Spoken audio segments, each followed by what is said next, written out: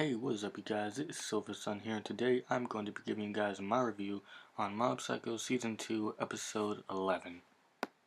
Alright, so I don't even know where to start with this episode, because it was just complete mayhem from start to finish, as it should be. I mean, this is basically like nearing the end of the season, so obviously, we gotta have that big fight scenes and stuff like that this time around, and they really delivered. Like, it was just spectacular. The scope of the battles, the animation especially, was just amazing. Everybody got to fight. Everybody had their little moment, and and time to shine and such throughout the episode. It was really something to behold. But let's dive a little further in depth as to what actually happened and what all these fights mean in context. Alright, so first up it's Sho and Ritsu, who are pretty much at the doorsteps of taking down the final boss, the big final boss of Claw, basically. And while Ritsu wants to help Sho take him down, Sho's like, no, I gotta do this by myself. I gotta get my revenge and whatnot. And before they could even get any closer to getting towards that goal, one of the Espers, the one that can teleport and predict people's movements, I can't remember his name for the life of me, but he stands in their way, and Sho pretty much goes on into the building to try and take down his dad, and Ritsu stays behind and fights the other Esper of the Ultimate 5 team, I believe is what they call themselves. So yeah, pretty much Ritsu's there just to buy time, basically, and he can't buy much of it because this guy is obviously in a completely different league than he is. Ritsu's pretty much running away, trying to like defend himself and like trying to attack him and stuff like that, doing any damage he can, but this guy's just teleporting and evading every single thing he throws at him, and before he can actually finish him off, all the other Espers start to come through and help Ritsu out. And as many of them as there is, they're incapable of defeating this guy because he's just that good. He's teleporting and dodging out of the way of all their attacks and whatnot. There's like at least 5 of them in there, and they're not able to do anything to him. Even though they all have varying abilities and powers and stuff, he's still able to predict their movements and what they're going to plan next. And Teru shows up. He's in there as well, and he's pretty much like the leader of this whole coordinated attack, this assault against him, and he's pretty much trying to figure out how to take care of this guy and how to, find his weak point. They actually figure it out a bit when Koyama throws a sewer lid at the guy's head, and it actually affects him. And from there, pretty much Teru and like everybody else from Claw that's been reformed, they're pretty much coming together, and they're about to team up to take this one guy down. And it took a lot to take this guy down. Like, I can't even describe it. This guy was basically teleporting and just dodging every single one of their attacks, no matter how many of them there were, no matter how many attacks that they tried to throw at the guy. He was just dodging and evading every single one of them. But that's not the only fight that was happening at this moment in time. Uh, it cut back to Mob, who's pretty much awake at this point. He's wandering the town, seeing what's going on, and he runs into these little grunt espers. The little espers that Claw recruited, and they're pretty much just going around town, ransacking stuff, stealing things and whatnot. And Mob's pretty much just pouring his ideals onto them, saying that what they're doing is wrong and that they they won't go very far just relying on their psychic powers, and that it's not right for them to use it to, uh, take other people's things and steal stuff and whatnot. And he doesn't even lay a hand on these guys yet, and they're already scared. Freaking Dimple's scared of him too, and he's pretty much about to show them what's what until one of the upper claw members of the Ultimate Five, the guy that can control the plants and whatnot, he steps in to protect them, and he's pretty much controlling these like big what would you call it, like Venus flytrap like plants, and they're pretty much just tangling Mob up in their thorns and everything like that, and they're pretty much just going around, trying to attack him, and Mob's just in the air, defending himself, taking them out one by one, and we see Shell about to fight his father in the big tower where he's residing at for the moment, and he's pretty much there, ready to attack him. But before he can actually do so, he he can't because his dad put up a barrier around himself. So he goes around and he tries to launch this attack he's been storing up. All this energy he's been collecting for the past like 3 months. He pretty much tried to unleash on his dad, but it didn't do anything because his right hand man was there. I forgot his name, but he's pretty powerful as well. The guy with the umbrella, he pretty much blocked it. He guarded it for him, and then his dad pretty much goes on to tell him that those 20 years he's been uh, traveling the world and seeing if world domination was possible. It wasn't just to just mess around and to waste time. No, he was storing his own energy, similarly to his son, but it was 20 years worth of energy, so we could only imagine what kind of power this guy possesses. But we don't get to see it. Probably not till next episode, obviously, because that's when they really start to go down and they start to fight the final boss. But for now, they're fighting.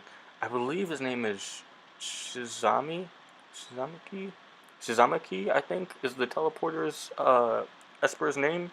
That guy is just crazy, like OP. And the animation in this episode, I I shouldn't even really have to say it. It's breathtaking. It's amazing. Very great perspective shots in a few of these scenes and whatnot. I like that one part where one of the Espers pulls out a gun and it's like in this first person point of view, and before he can even shoot, the guy's already like teleported next to him.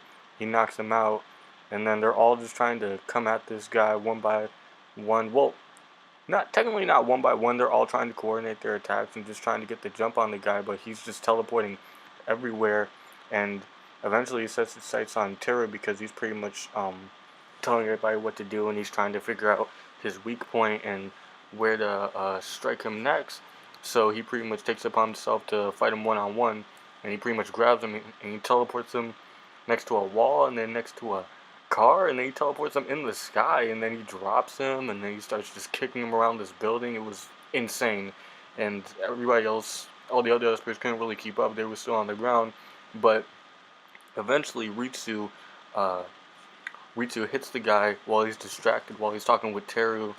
He's pretty much distracted, and when that happens, they're able to hit him like how they did earlier with the sewer lid that hit him earlier. That managed to put a dent in his armor, and here again they start um, attacking him all at once. They start getting the jump on him. They start actually landing blows and whatnot. They all start attacking him, but before they can finally finish it, he pretty much starts to concentrate, focus in on who's an Esper and who's not. Focusing on the people that are attacking him more so than everything else, all the other things that you can concentrate with psychic powers. And from there, he pretty much unlocks this what he called it Mind's Eye basically.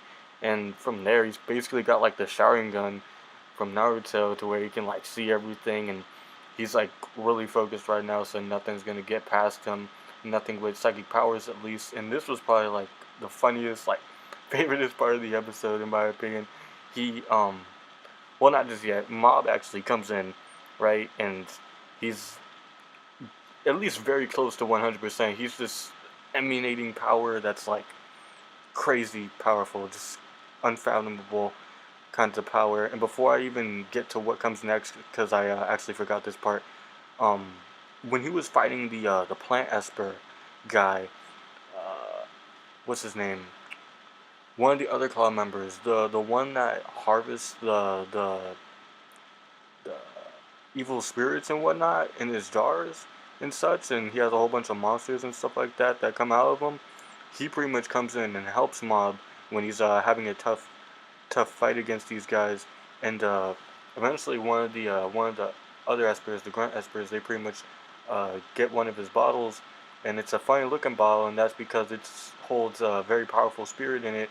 And I actually forgot this for a split sec. He actually did capture Mogami in the fifth episode. I love that continuity there because the guy smashes the bottle even though he warns him not to, and when he does that, everybody just falls down, and then he pretty much Mogami takes control of the plants and whatnot, and he turns into this big freaking like tree monster thing, and he's about to kill one of the plant esper guy, the one that's controlling all the plants and whatnot.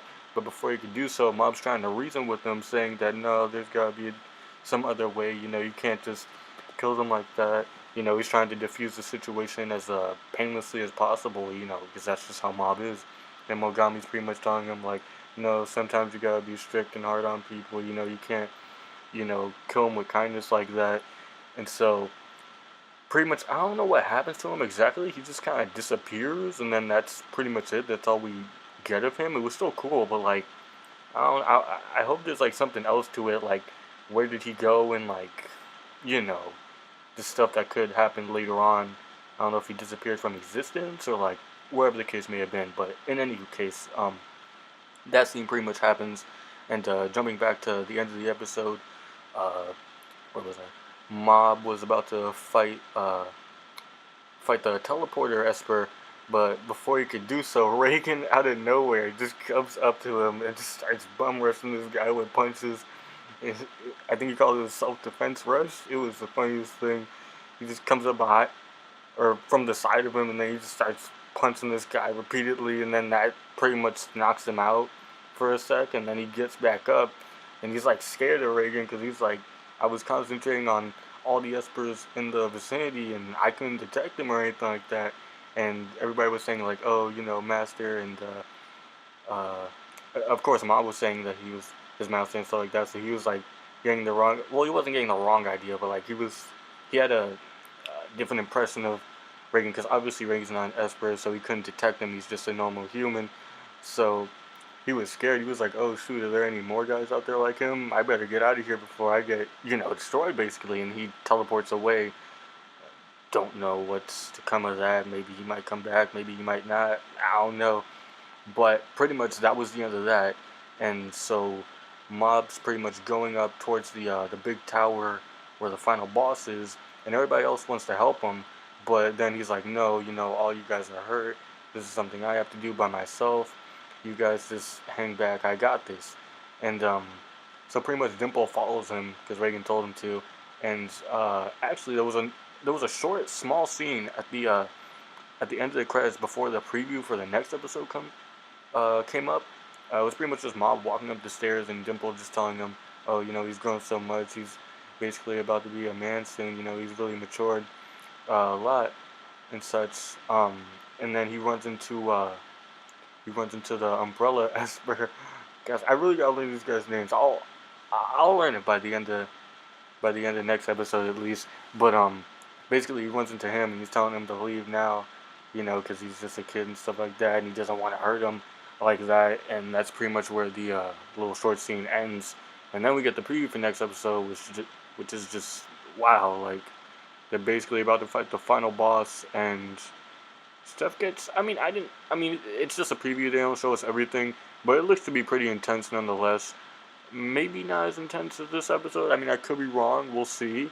Just how powerful this final boss really is. But he's obviously powerful enough to take down his son, and his son was pretty powerful. I remember at the end of season 1, we thought that kid was like the most powerful one. Well, he wasn't the most powerful one, but he displayed a great amount of power there. He pretty much took care of, the final boss in that last episode and stuff like that, and with minimal effort. So it's crazy to see a kid like him getting taken down by his dad. But I mean, it's to be expected. But in any case, I thought this episode was awesome. Just great characterization throughout. Like, yes, it did have great action, and yes, it did have great perspectives and storyboarding and such. But in between all of that, you got these cool, nice little characterization moments between the characters. Them all teaming up, them interacting together and stuff like that. Mob, him pouring his ideals onto other people, and pretty much giving this little speech. Basically, what Reagan does for him in a sense. Like he's pretty much like becoming the master himself. Basically, he's like telling people, don't use your powers, don't use your psych powers against other people. And yeah, we've seen this with Teru and stuff like that. But like now, he's like more, into it. Like he believes what you're saying is true, and it is true. But in any case, I really did enjoy this episode. It's a great episode in my opinion. Tell me what you guys' opinions are down below. And yeah, that's it for this review. So until the next one, guys, Silver Sun is out.